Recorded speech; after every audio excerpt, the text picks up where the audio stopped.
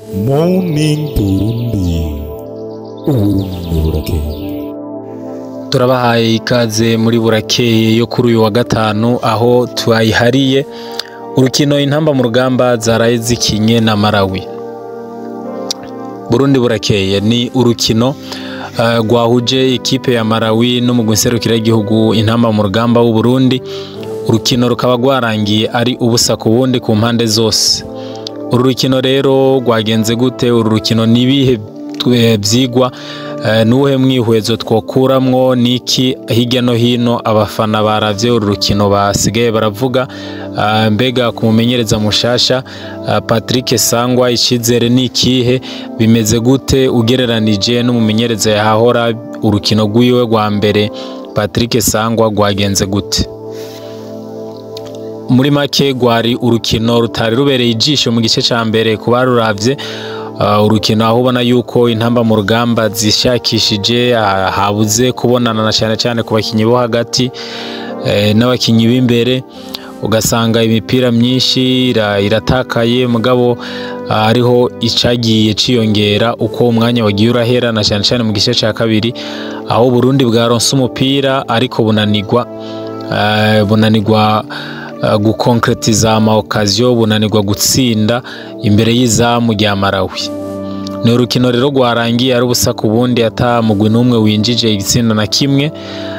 Bica bituma Uburundi bugira amanota 4 mu itsinda rya R buri kumwe na Malawi, Burkina Faso na Senegal.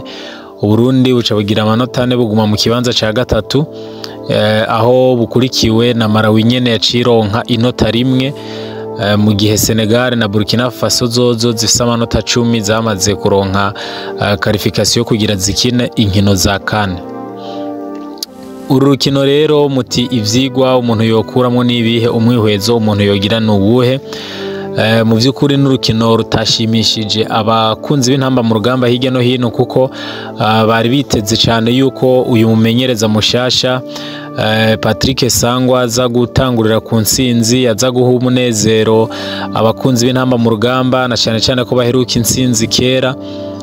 Baheruka gutsindwa inshuro zitatu zose zikurikirana, batsindwa urukino rumwe na Senegal, batsindwa inkino zibiri na Burkina Faso. Uburundi buheruka kuba elimine, burabura itike yo kugira ngo buzoje gukina CAN, alors que abantu benshi bari biteze yuko amahirwe ahari igihe Uburundi bwari butsinze Malawi ku rukino rwabanje rubereye irirongwe mu gihugu ca Malawi nyene. Abantu bakizera yuko Uburundi bushobora kuronka inota rimwe canke bukaronka 3 mu nkino zine zizogenda zibuhuza na Senegal hamwe na Burkina Faso, kuko abarundi bari biteze yuko aya manota yo kuri Malawi yoyo intamba mu rugamba ziyatahukana yose. Rero ni urukino rutoroheye intamba mu rugamba na gato, ariko kandi intamba mu rugamba zagerageje kuko zitatsinzwe igisindo na kimwe nazo.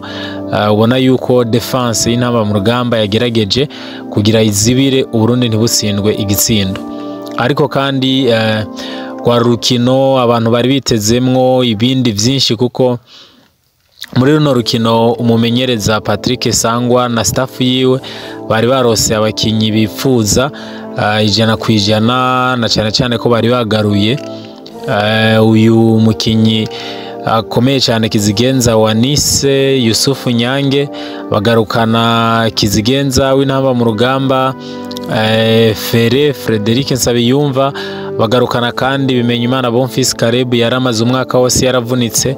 Abo bose n'abakinyi ubona yuko bagiye barabura mu ntamba mu rugamba, kandi bigagira ingaruka mbi ku musaruro w'intamba mu rugamba. Rero rwari rukino abantu benshi bari babona yuko uru rukino intamba mu rugamba ziza kwitwara neza, n'iburi ziza gutahana intsinzi, ariko nta uvyina intsinzi atarakina mu ntamba mu rugamba.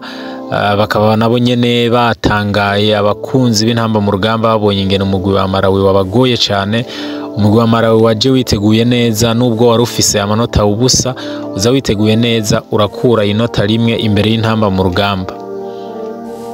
ni urukino kandi abantu bari biteze yuko Malawi iza kuba ari umugwi nyene woroshe nk'uko vyagenze mu rukino rwo gutangura, na cyane cyane yuko Malawi ntirigera itsinda urukino na rumwe mu nkino zine zari ziheruka bari bakinyi, bari batsinzwe zose, nta nota na rimwe bari bafise amanota ubusa.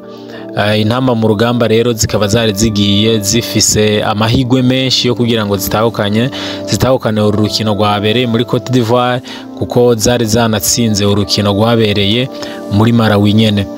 Rero bica birangira ari ubusa ku bundi hirya no hino. Rero abantu benshi bakaba batashimye iyi resulta, aho twovuga rero na Kizigenza, uwahoze ari Kizigenza w'intamba mu rugamba Saido Ntibazonkiza, wewe atatumwe ko nk'uko mumenyereza Patrick Sangwa wewe amenyesha yuko Saido Ntibazonkiza atamutumye ko kuko adafise umugwi. Saido Ntibazonkiza rero ubona yuko atavyakiriye neza, kuko wewe yaciye yandika ubwo nyene intamba mu rugamba zigitsindwa ati tandukanya akazi n'amarangamutima, tandukanya akazi n'amasantima, tandukanya akazi n'ibishobisho. Bisigura yuko wewe ivyo umumenyereza Patrick Sangwa yavuze abibona nk'uko ari bishobisho, yakoresheje ibishobisho ariko ntiyabaye umunyakazi. Ariko uyu mumenyereza n'umumenyereza abantu benshi bizeye kandi babona yuko hari ikintu ashobora kuzogeza k'intamba mu rugamba. Rero reka turabe. Ku rundi ruhande naho umuntu arashobora gutahura umumenyereza, kuko n'ubwa mbere yarakinye urukino rw'iwe rwa mbere, no kuvuga abakinyi ntarabamenyera, ntaratora abakinyi 11 yategereza gukorera ko ategerezwa gukoresha mu nkino, abakinyi 11 bumva neza ivyiyumviro vyiwe, bumva igicapo c'urukino abashaka yuko bakina. Biracamugoye, urabona yuko akirondeza hirya no hino, akirondeza abakinyi yatanguzayo, ukabona yuko iciyumviro ciwe ico bita schéma de jeu mu kibuga ntikirafata neza, ariko umuntu akizera yuko bizogenda bihinduka buke buke uko inkino zizogenda ziraza. Na cyane cyane yuko Burundi iyi ntsinzi ntaco yarivuze kinini nyuretse umunezero, kuko mu biharuro Uburundi bwaramaze kuva mu mahiganwa ya kane, ntibushobora kuronka itike, kuko imbere y'uko urukino ruba Uburundi bwari bufise amanota 3, mu gihe Burkina Faso na Senegal ziri imbere zamaze kuronka itike kuko zifise amanota 10, kuko hasigaye inkino zibiri. Uburundi nubwo bwari gusindiza inkino zisigaye, no kuvuga urukino rwa Malawi na Senegal bwaca bugira amanota 9, urumva yuko butari gushobora gushikira iyi yindi migwi ya Senegal na Burkina Faso bifise amanota 10. Kira noneho Burundi bwaciye bunganya bugira amanota 4, no kuvuga yuko busigaje urukino rumwe, butsinze buzoca bugira amanota 7, butsinzwe buzoca buguma ku manota 4.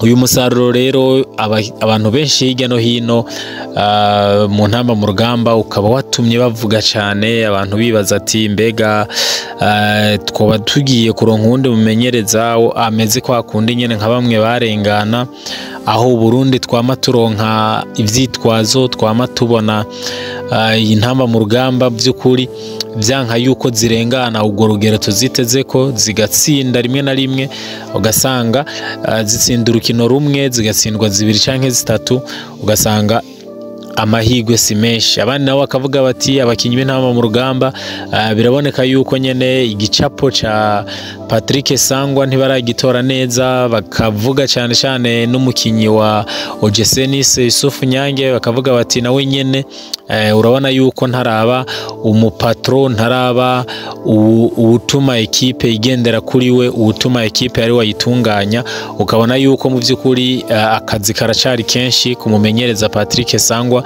kugira ngo ashire Yusufu Nyange mu kibanza kimubereye, kugira ngo amushira ahantu no muri ekipe y'igihugu avyifatamwo neza, ayobora urukino nkuko asanzwe abikora hariya mu Bufaransa mu mugwi wiwe wa OGC Nice. Rero ni urukino twokuramo vyinshi, two kwigamo vyinshi, ariko kandi ni urukino gwatweretse mu by'ukuri twokwitega iki kuri Patrick Sangwa. Kuwa kabiri afise urukino rugira kabiri ari nago gwa nyuma go mu matsinda azokina na Senegal ya Sadio Mane iheruka gusinda Burundi 1-0. Muravyibuka yuko vyateje uruhagarara abantu benshi bakavuga ati hirye gitsindo ca Senegal nticarico, Senegal bayibiye ntiyari penalty mbere na Federation y'umupira w'amaguru mu Burundi FFB ikitwara ivuga yuko umuhagarikizi yarenganije ikipe nationale y'igihugu cy'u Burundi mu guha penalty Senegal kuko itari penalty.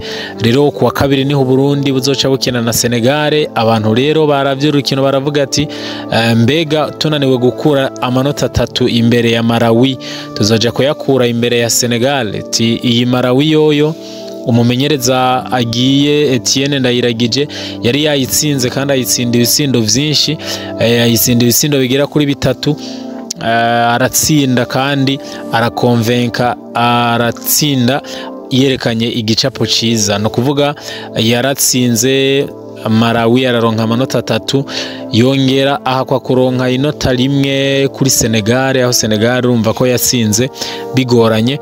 Baravuga bati naho uyu mumenyereza atadushikanya muri kane mugabo wewe uyu mugwi mutoya wa Malawi yaraweretse yuko Uburundi ari igihugu kizi umupira, ari igihugu gisanzwe, ari igihugu kinini mu vy'umupira w'amaguru.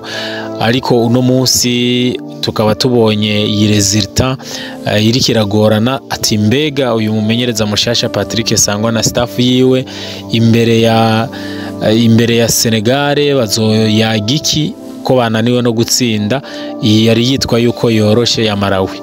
Naho bimenya mu kibuga ni byinshi biberayo, usanga kumbure hari ivyo nawe yize, yabonye abakinnyi nazo batondeka, yabonye ingene igicapo ciwe bazogishira mu ngiro, akaba afise igicapo kimeze neza azokorera ko imbere ya Senegal. Ni byinshi umuntu yo kwitega imbere ya Senegal ku mugwi nserukira igihugu intamba mu rugamba, na cyane cyane n'umukinyi umusatirizi w'intamba mu rugamba asanzwe yari aho yavyifatamwo neza imbere yuko agira imvune. Aho ni Bimenyimana Bonfils Caleb yatanguye ari umusimbura akaza kwinjira ku munota wa 77, ariko nawe nyene atamusaruro vyatanze. Mugabo akavuga bati uyu musatirizi ntiyarakwiye gutangura hanze mu gihe ba Saido ntibazonkiza atariho bari.